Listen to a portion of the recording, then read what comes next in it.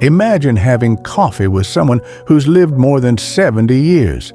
He's been through love, loss, wins, mistakes, and somehow he's still smiling. You'd want to know his secret, right? What does he know that we don't? I sat down with a man like that, and what he shared, it stayed with me. I'm going to share his words with you now, not as a lecture, but as a conversation from someone who's been where we're going. But hey, before we jump into it, can I ask a tiny favor? Tap that subscribe button and ring that little bell so you never miss a tip from people who've truly lived life. Trust me, these moments are worth it. He started by saying this: "If I could go back, I'd stop trying to impress people who didn't care and start being real with the ones who did." He said he spent his 30s and 40s wearing a mask, trying to look successful, always performing. And the irony? The people he was trying to impress didn't even remember him. The people who loved him, they just wanted him. Not the version with the polished shoes and fake smile. Then he looked at me and said, "Time, it flies faster than you think." He laughed and said, "One minute you're changing diapers, the next you're getting invited to your grandkid's wedding. Don't blink too long, you'll miss the good parts." He told me he kept putting things off. "I'll call her next week.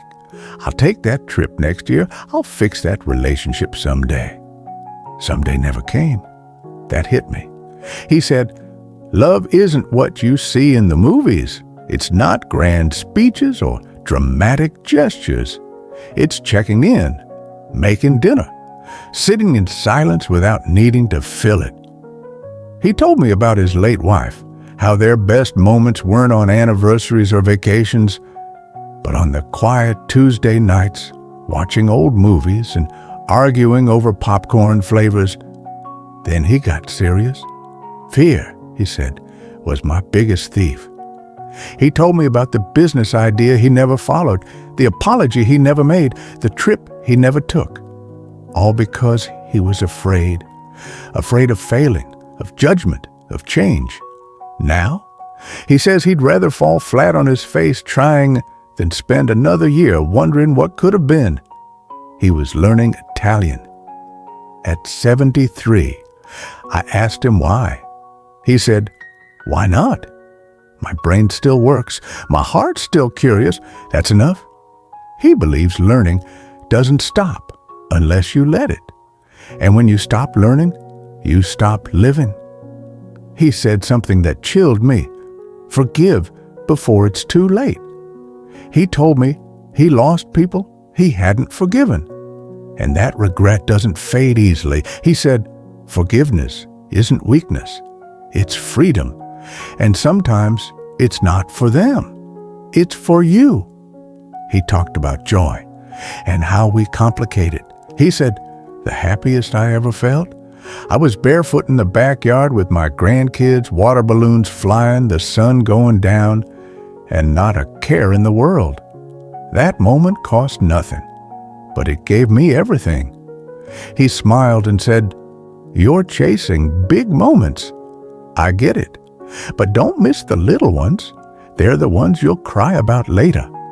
I asked him, "What's the biggest mistake you made?" He didn't hesitate, thinking I had more time. He said, "Say the thing, make the move, laugh louder, hug longer. Don't wait for the perfect moment. It rarely shows up." Before we wrapped up, he looked me straight in the eye and said, "Don't just exist. Live. And don't live someone else's life. Live yours." That stuck with me. So, if you're listening to this right now, maybe you needed to hear that today. Maybe it's your sign to reach out to someone, to stop waiting, to forgive, to try again, to just slow down and enjoy the tiny things. Life isn't measured in titles or trophies. It's measured in moments, and you still have time to make yours count. Thanks for being here, and hey, if you haven't already, you know what to do. Tap subscribe and ring that bell so you're always first to catch the next story from those who've truly lived it. Keep living with heart.